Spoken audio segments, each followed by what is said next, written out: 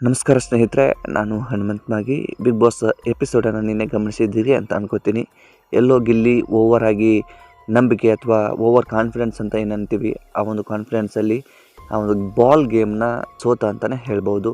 ಇದು 200 ಪಾಯಿಂಟ್ಸ್ ಸಿಗುತ್ತೆ ಅನ್ನೋ ಕಾರಣಕ್ಕೆ ಆ ಚಿಕ್ಕ ಬಾಲನ್ನು ಕಲೆಕ್ಟ್ ಮಾಡೋಕ್ಕೆ ಹೋಗ್ತಾರೆ. ಆದರೆ ಅವು ಒಂದು ಓವರ್ ಕಾನ್ಫಿಡೆನ್ಸಿಂದ ಇಬ್ಬರು ಕೂಡ ಕಾವ್ಯ ಮತ್ತು ಗಿಲ್ಲಿ ಜೋಡಿ ಸೋತು ಬಿಡ್ತಾರೆ. ಅದೊಂಥರ ಅವನಿಗೆ ಮುಖಭಂಗವೂ ಕೂಡ ಆಗುತ್ತೆ. ರಿಸಲ್ಟ್ ಹೇಳಬೇಕಾದಂಥ ಸಂದರ್ಭದಲ್ಲಿ ಎಲ್ಲೋ ತಲೆ ತೆಗೆಸ್ಕೊಂಡು ನಿಂತ್ಕೊಂಡ್ಬಿಡ್ತಾರೆ. ಅಸಹ್ಯ ಕೂಡ ಆಗ್ತಾ ಇರುತ್ತೆ. ಅಸಹ್ಯದಲ್ಲೂ ಕೂಡ ನಗ್ತಾ ಇರ್ತಾರೆ. ಅದನ್ನು ಏನಂತ ಹೇಳೋದು ಗೊತ್ತಿಲ್ಲ. ಸೊ ಇನ್ನು ಆ ಒಂದು ಗೇಮಲ್ಲಿ 3 ಜನ ಅಂದರೆ 3 ಜೋಡಿ ಗೆದ್ದು ಬಿಡ್ತಾರೆ.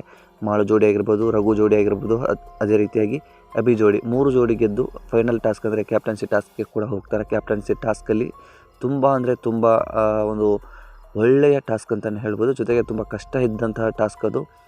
ತಲೆ ಓಡಿಸಿ ಕೆಲಸ ಅಥವಾ ತಲೆ ಓಡಿಸಿ ಮಾಡಿದಾಗಲೇ ಮಾತ್ರ ಆ ಗೇಮನ್ನು ವಿನ್ ಆಗುವಂಥ ಸಾಧ್ಯತೆ ಹೆಚ್ಚಾಗಿತ್ತು. ಅಶ್ವಿನಿ ಗೌಡ ಮತ್ತು ಚೈತ್ರ ಇಬ್ಬರು ಕೂಡ ತುಂಬ ಚೆನ್ನಾಗಿ ಆಡ್ತಾಯಿದ್ರು.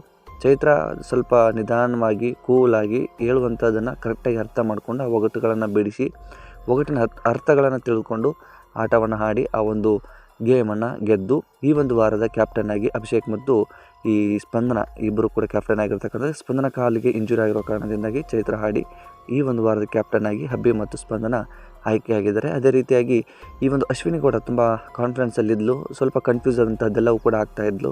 ಹಾಗಾಗಿ ಈ ಒಂದು ಕ್ಯಾಪ್ಟನ್ಸಿ ಗೇಮನ್ನು ಗೆಲ್ಲೋದಕ್ಕೆ ಸಾಧ್ಯ ಆಗಲಿಲ್ಲ ಅಂತ ಮೇಲ್ನೋಟಕ್ಕೆ ಅನಿಸುತ್ತೆ. ಸೊ ಈ ಗೇಮ್ಗಳ ಕುರಿತಾಗಿ ನಿಮ್ಮ ಅಭಿಪ್ರಾಯ ಏನು ಎಂಬುದನ್ನು ಕಾಮೆಂಟ್ ಬಾಕ್ಸಲ್ಲಿ ಮೆನ್ಷನ್ ಮಾಡಿ. ಈ ವಿಡಿಯೋನ ನಿಮ್ಮ ಫ್ರೆಂಡ್ಸ್ಗೂ ಕೂಡ ಶೇರ್ ಮಾಡಿ.